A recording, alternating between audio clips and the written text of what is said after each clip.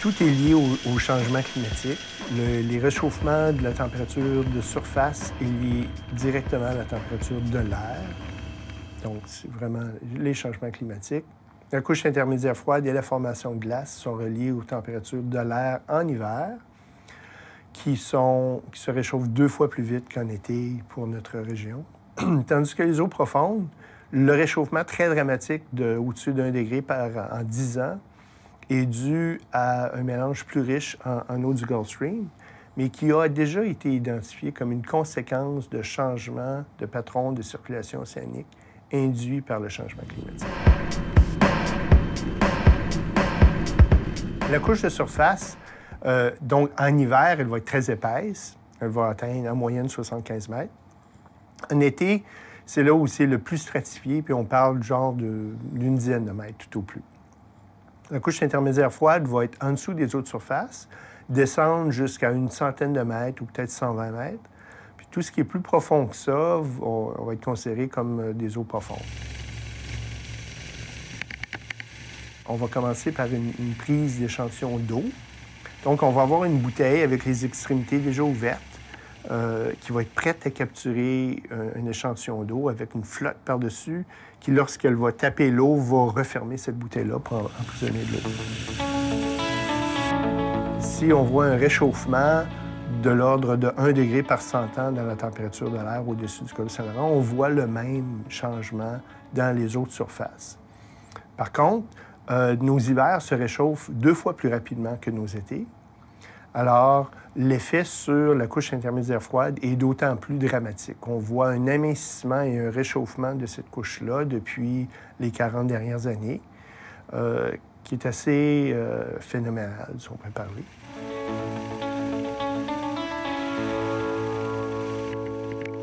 Tandis que dans les eaux profondes, là, c'est la succion des eaux à l'extérieur du golfe Saint-Laurent, les eaux océaniques qui rentrent dans le golfe Saint-Laurent.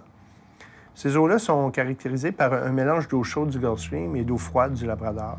Ce mélange-là est devenu de plus en plus riche en eau du Gulf Stream au cours des 100 dernières années. Si bien que dans les derniers 12 ans, les eaux profondes du Golfe Saint-Laurent ont passé en moyenne sur le fond de 5,1 degrés à 6,4 degrés. On a monté de beaucoup plus qu'1 degré Celsius en une douzaine d'années. Bien là, on voit une augmentation de température dans le Golfe Saint-Laurent, dans les eaux profondes, et une diminution de l'oxygène dissous à cause du changement de la fraction d'eau de la part du Gulf Stream. Sur cette sonde-là sont attachées 3 bouées de flottaison, et puis en dessous, on va attacher un poids. Je vais déployer cette combinaison de poids, instruments et flottaison, puis on va le descendre dans l'eau pour stabiliser en température pendant 1 minute avant de commencer un profil.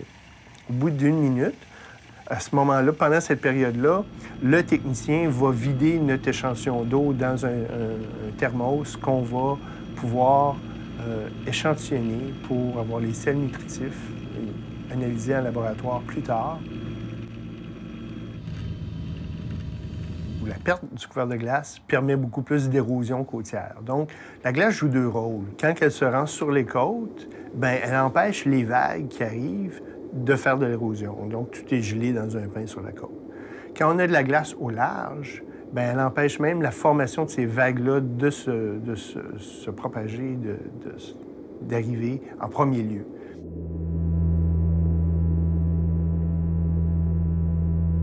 Sur le long terme, je pense que c'est probablement l'enjeu de la montée des niveaux de la mer là, qui est le plus percutant là, pour les communautés côtières.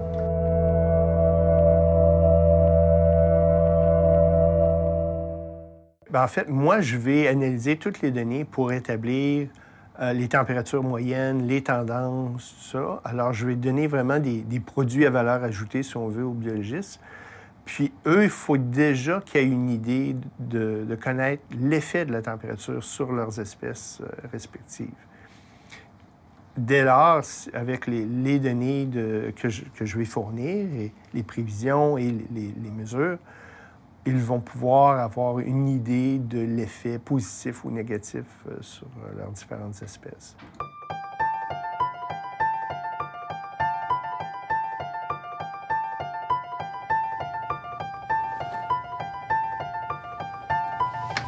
Alors, Marie-Julie, qu'est-ce que vous faites en ce moment? Alors, j'échantillonne le calmar. Donc, c'est l'encornet nordique. C'est l'espèce de calmar la plus abondante qu'on retrouve dans l'estuaire et le golfe Saint-Laurent. On a une recrudescence de l'abondance du calmar depuis quelques années. Alors, on a initié une collecte de spécimens et d'informations en 2018 pour essayer de documenter la taille des calmars, leur diète et donc leur impact écologique sur l'écosystème du golfe Saint-Laurent, ainsi que leur stade de maturité, parce que le calmar, c'est un grand voyageur, donc c'est vraiment un organisme qui se reproduit généralement au large des Carolines, beaucoup plus au sud, qui va venir s'alimenter de façon opportuniste dans le golfe et dans la région de Terre-Neuve, plateau néo-écossais. Mais ce qu'on observe présentement, c'est une occurrence de spécimens en état de se reproduire. Donc, très faible occurrence encore, mais ça suffisamment pour piquer notre curiosité et émettre l'hypothèse que l'espèce commence peut-être à se reproduire un peu plus au nord, ce qui serait cohérent avec les changements de température observés au niveau des courants. Donc, on les pèse, on les mesure, on mesure la longueur du manteau. Et ensuite, on va les ouvrir ici par le milieu pour déterminer le sexe et le stade de maturité et extraire l'estomac au point pour les analyses de contenu stomacaux.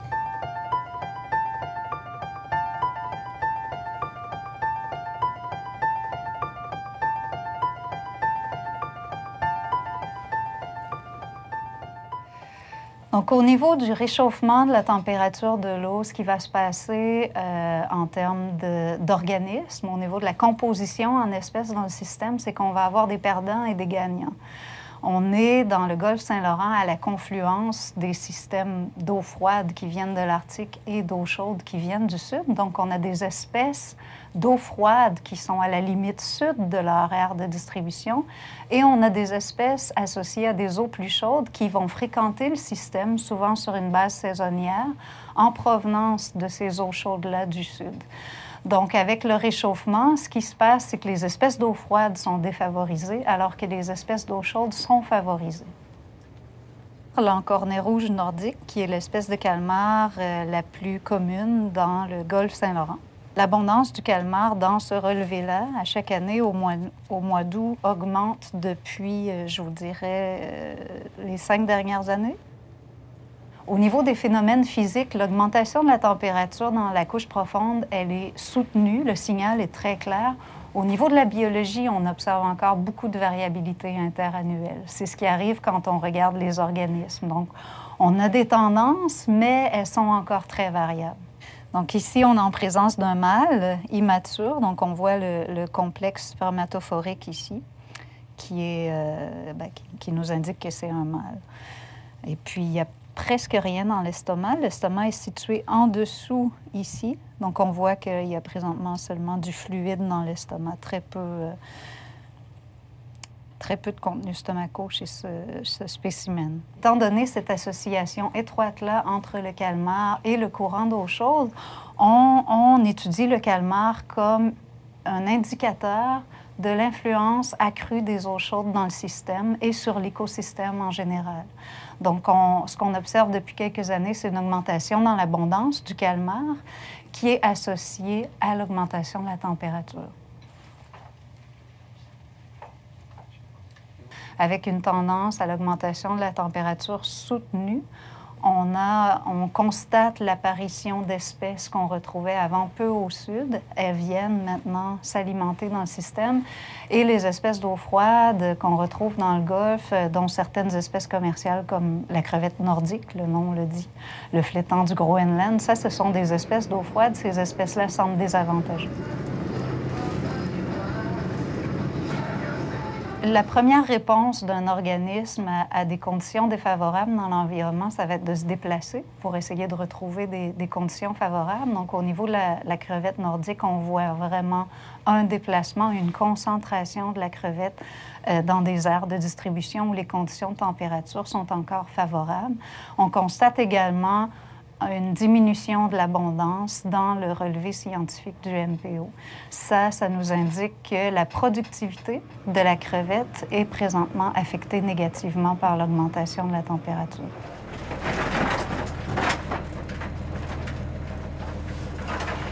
Toutes les espèces ont leur gamme de préférences et de tolérance biologique.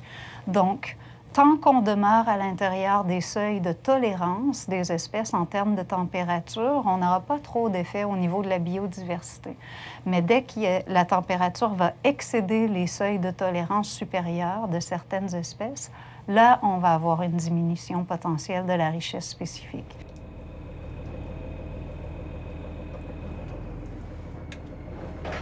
On va avoir des surprises aussi, parce que la vie est toujours pleine de surprises. Et le système étant très dynamique, étant vraiment à la confluence des eaux chaudes et des eaux froides, on peut s'attendre encore à des surprises, mais à des changements. Donc, on sort de l'enveloppe de tout ce qu'on connaissait du golfe Saint-Laurent. Donc, c'est inquiétant parce que la biologie aussi là, est dans des conditions qu'ils ne connaissaient pas avant. Dans l'estuaire du Saint-Laurent, à des conditions on parle en termes de saturation d'oxygène dissous, là, où à la surface, on est en équilibre, donc on parle de 100 de saturation. On ne peut pas mettre plus d'oxygène dans l'eau que ça, c'est en équilibre. Puis à mesure que l'oxygène est consommé, bien, on baisse ce taux de saturation-là. On a passé d'une trentaine de pourcents de saturation à autour de 15 de saturation dans les eaux profondes de l'estuaire du Saint-Laurent. Ce qu'il ne faudrait pas qu'il arrive, c'est arriver, c'est déjà grave, mais arriver à zéro, là, on aurait ce qu'on appelle des eaux anoxiques, là, où tu as des odeurs de sulfure, puis toute la chimie change. Là. Ça serait très, très dramatique là, de se rendre à quelque chose d'aussi faible que ça. Mais déjà à 15, on est à des records centenaires aussi, là, et en oxygène dissous et en acidité de l'eau, on est à des records centenaires.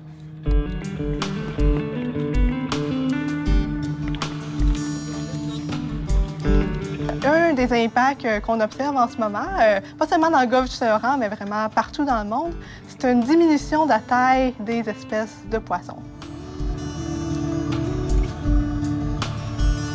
Les poissons, c'est des animaux à sang froid. Donc, ils ne disposent pas d'un thermostat physiologique pour réguler leur température. Donc, une augmentation de seulement 1 ou 2 degrés Celsius peut avoir un impact considérable sur leur statut énergétique. En fait, la chaleur, c'est de l'énergie. Donc, plus il fait chaud et plus le poisson doit dépenser d'énergie pour se maintenir en vie, finalement, son statut métabolique. Donc, à un certain point, en fait, cette dépense énergétique est tellement élevée que le poisson doit enlever d'énergie de sa croissance pour se maintenir son métabolisme.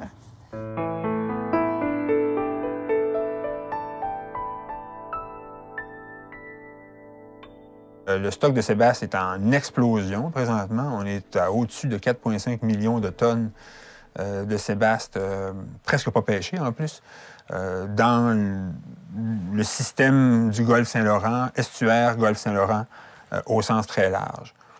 Jusqu'où ça va aller, le réchauffement, et quel sera l'impact, par exemple, sur le sébaste? On sait qu'il y a des efforts de fait pour reprendre la pêche au sébaste à une plus grande échelle, une espèce qui avait pratiquement disparu au milieu des années 90. Donc, c'est très, très difficile de prévoir, de faire des prédictions sur ce qui va se passer au cours des 5, 10, 15 prochaines années. Les systèmes naturels vont toujours avoir tendance à retrouver un équilibre. La question, c'est plutôt de savoir est-ce que ce qu'on attend de l'écosystème en tant que société humaine va être la même chose. C'est là où je parle de services écosystémiques. Ces services-là vont changer.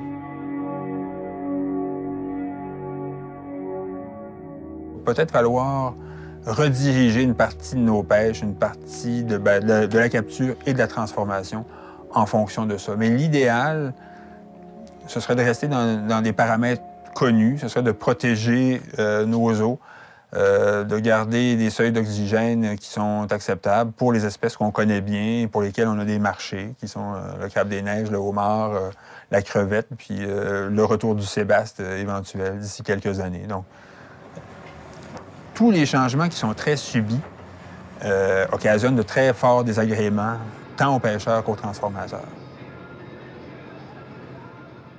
La tendance lourde est là, au réchauffement, moins de glace, les eaux de la couche intermédiaire froide beaucoup plus chaudes.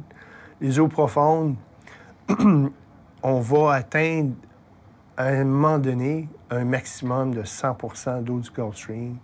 Puis ces eaux-là vont tranquillement envahir toutes les chenaux profonds du Golfe Saint-Laurent.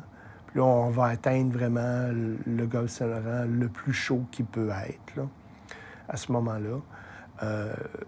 On est déjà en dehors des enveloppes connues de température profonde, puis on peut s'attendre à ce que ça augmente encore, malheureusement. Moi, je pense vraiment qu'on s'en va vers un nouvel équilibre pour le système dans son ensemble. Il y a certaines espèces qui ne trouveront plus d'habitat favorable dans le Golfe Saint-Laurent. Il y en a d'autres qui vont trouver un habitat favorable avec l'augmentation de la température des eaux. Mais dans un contexte très large de communauté, c'est très difficile encore de dire exactement où on s'en va. Ce qu'on sait, c'est du point de vue uniquement température, il va y avoir des perdants et des gagnants. Par contre, si on met tous les changements ensemble, on va parler d'effets cumulatifs, température, diminution de l'oxygène, changement de pH, on peut s'attendre à des conséquences négatives sur l'ensemble de la communauté biologique. Une très grande réflexion, mais il y a surtout de l'action, parce qu'on les connaît, les solutions. Il y en a des... se tourner vers les énergies renouvelables, ça se fait. Il y a des pays qui le font déjà, qui sont en avance, qui ont 20 ans d'avance, 30 ans d'avance sur nous. Donc, les solutions, elles sont là. La réflexion, elle doit être faite, mais quiconque sait compter un petit peu, sur le plan vraiment comptable, dollars, effet des changements climatiques et des gaz à effet de serre, la réflexion, elle ne doit pas durer 5 ans ou 10 ans. La réflexion, c'est maintenant, puis l'action, c'est demain.